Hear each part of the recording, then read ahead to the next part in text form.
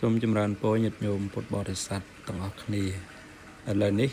ក្រុមធម្មយាត្រាបានមកកាន់ទីកន្លែងមួយនៅសសរស្ដំកន្លែងព្រះ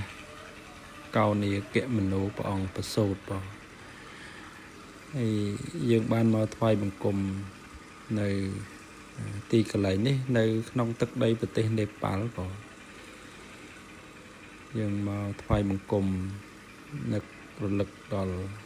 គុណព្រះពុទ្ធអង្គមុនបងព្រះកោនីយគមនោ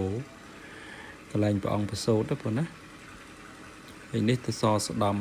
ក្នុងសម័យកាលព្រះបាទធម្មមាសោបបានរៀបចំឥឡូវនេះយើងបានមកថ្វាយបង្គំនៅទីកន្លែងនេះក៏ជាការនឹករលឹកគុណព្រះអង្គផងដែរបង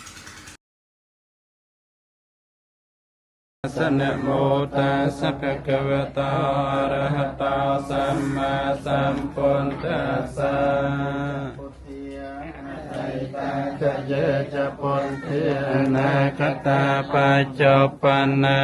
ចយេពុទ្ធាហង្វន្ទាមិសពទាអតីតាចយេចធម្មាអនាគតាបច្ចុប្បន្នាចយេធម្មាវន្ទាមិសពទា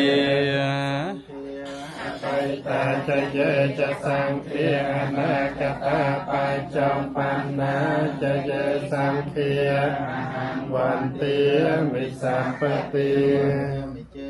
ยังสัพเพสัพพทานเวสัพพตันตตังสารัยระกะเทียนตมหาโพธัมปนทรูปังสกลังสติ